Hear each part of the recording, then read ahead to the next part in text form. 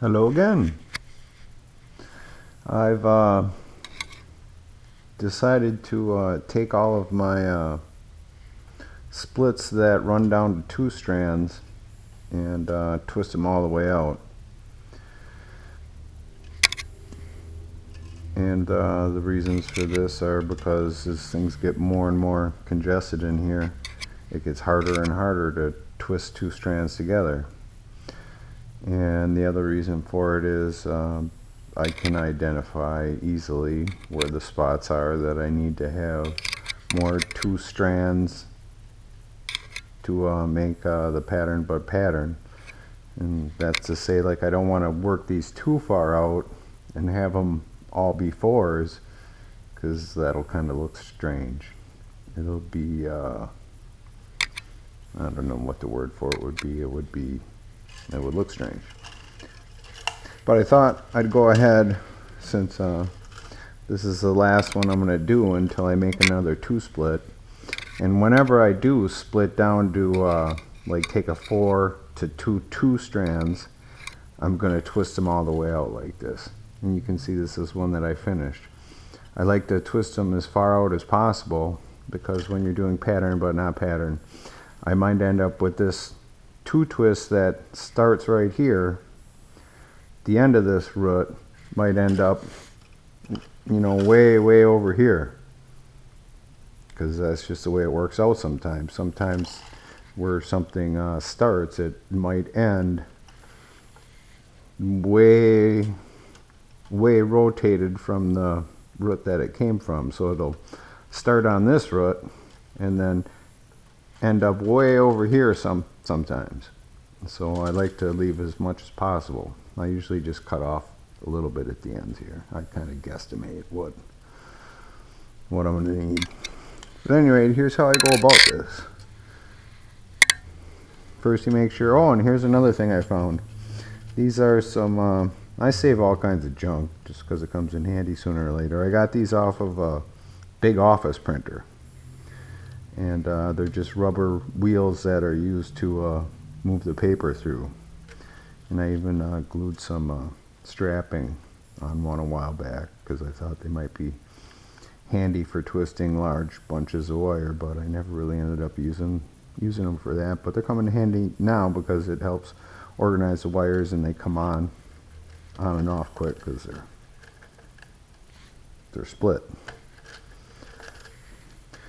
But at any rate, let's bend stuff out of the way. That's going to poke me in the eye. So I'm just getting ready to do this here. And the way I like to do it is, I like to take this strand and this strand here will be twisted together. And it helps to have them at the right rotation. And then I'm holding one strand with each hand. And let's get this one out of the way. It's hooked like it's going to try and poke my eye out.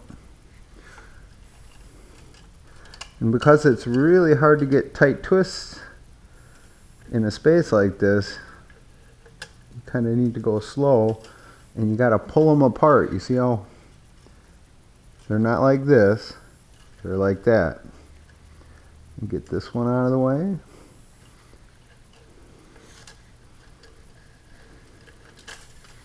So I got a half a twist.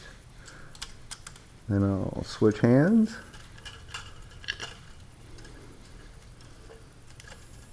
I'll do another twist. Switch hands.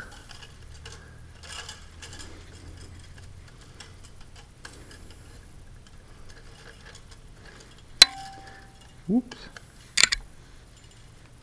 And we'll move this one out of the way. Kind of move that one out of the way. And then before we get too many twists in there, we're going to go ahead and get the other one started twisting. So move that one over a little bit.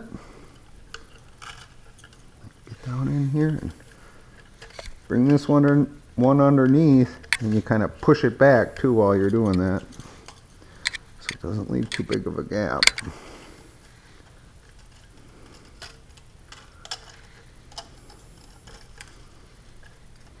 And then once again, spread it wide, not like this, like that. And you might only get half a twist before you run into something. And then gently take it and move it over the obstacle while not letting it come forward. So you get that nice wide spread again. That wide spread is what gives you nice tight twists.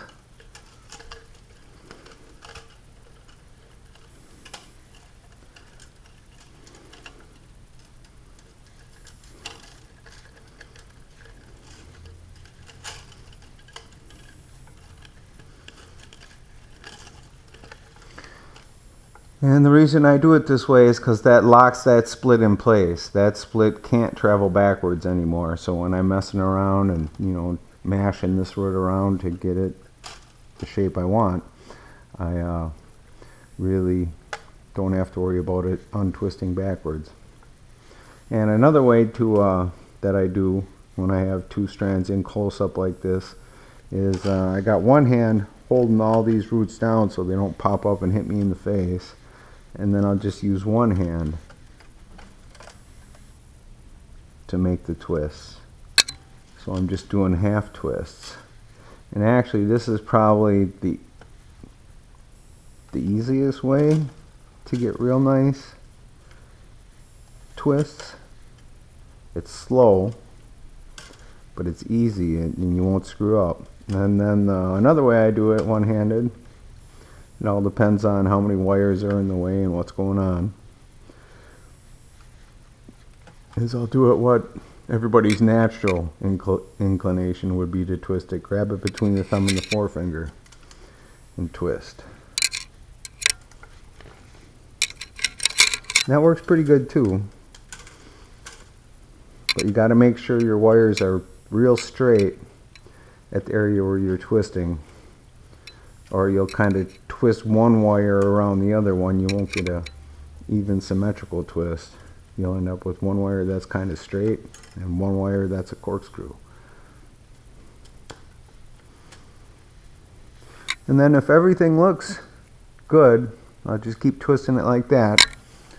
But well, of course I don't have that pliers handy, so we'll use a smaller one. Like say if I had a section of twist here that was not tight enough, you get in there with your flat pliers, preferably the big one, and you try and grab it ways back. You can tighten that up a little bit. But say you do notice that there's a loose spot in close, you don't want to get out too far before you tighten that up. The farther you go out, the harder it is to tighten up something there. And then we'll go through and get this one. This one I'm still doing the two-handed thing because it's so close to this big root.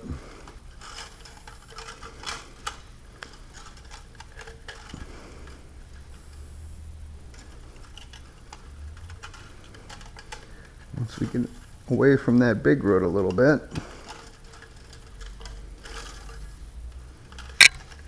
look, is there anything that needs tightening up? And maybe we'll just tighten it up a little bit anyways, even if it doesn't look like it really needs it.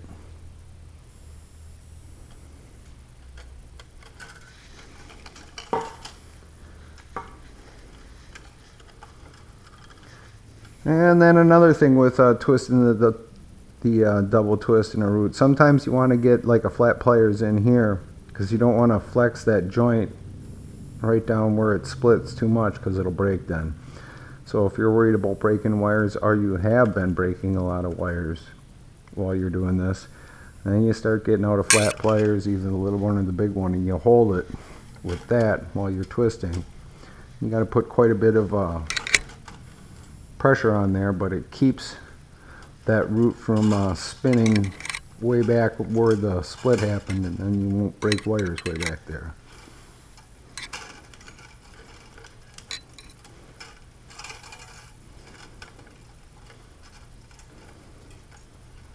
And once you're out a ways, from the split, it gets a lot easier to twist that double twist.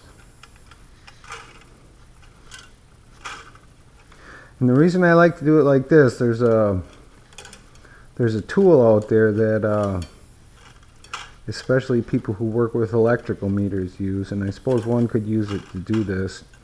And it's a pliers made especially for making double twist and wire. I forget what the exact name it's called, but if you look up wire twisting pliers, I think you'd find one. But the problem with those is that they tend to make double twist that's too perfect. And even me, if I want to, I mean, I can twist some double twists so all the twists look perfect, but for me, I like to have little inconsistencies in the double twist, because if they're all perfectly the same, it just looks kind of funny if you ask me. Once again, no pattern in nature, well, I can't say no pattern, but most patterns in nature have imperfections. And therefore,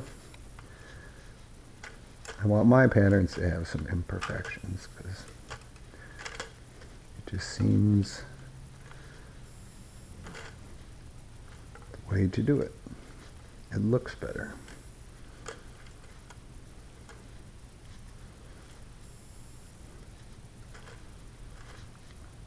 It gets real easy once you get out here. It's hard to screw up once you're way out here. So see the imperfections?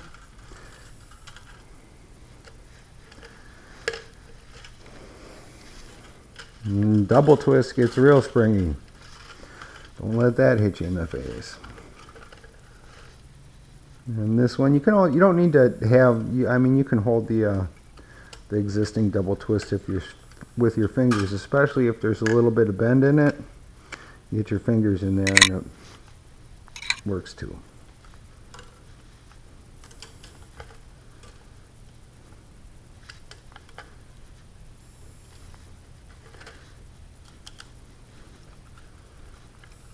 If things start getting funky,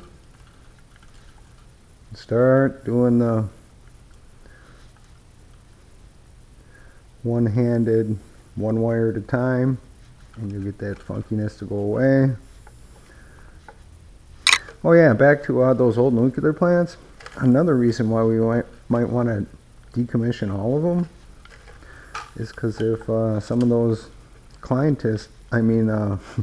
climate scientists out there that think the sea levels are going to rise rapidly, and the fact that it takes quite a few years to decommission a nuclear plant, it's not like something you can do in a month or a week. Maybe we should start decommissioning them now, because when the sea levels rise, a certain amount of them, the buildings will get flooded, because they tend to put them right on the edge of the shoreline, and some of them aren't that much above sea level. Some of them are, but I think especially a lot of the older ones, because nobody was thinking the oceans were going to rise, are kind of close to sea level, and that's one of the reasons Fukushima had so many problems, because that tsunami rolled in there and flooded everything. And we all know how good electronics like to work when they're flooded. All of a sudden things don't work. That's how you get meltdowns. So yet another reason to shut down our nuclear plants. Okay, and then the thing I did before, I left those on there. It's actually a better idea to get in there and cut those off right away. That way you got one less amount of ends that can poke your eye out, and especially with the two strands, because they're even a little stronger than one strand, you want to make sure you cut them with the back side of your nippers, because that's going to leave a nice square end rather than a chisel end. You see, that's a square end. Whereas if you cut it this way, you leave what's known as a chisel end. And a chisel end is going to be more likely to penetrate your skin than a square end. So always leave your end square. Okay, that's the last little chunk of double twist I need to do right now. So once again, I'm back to taking all the 4s and 6s and 8s that I have and rearranging them, and then pulling a split on the branch. I should say root. For me, they're all branches. It's just roots are a little different looking branches. And trying to figure out how the pattern goes. Or pattern, but not pattern goes.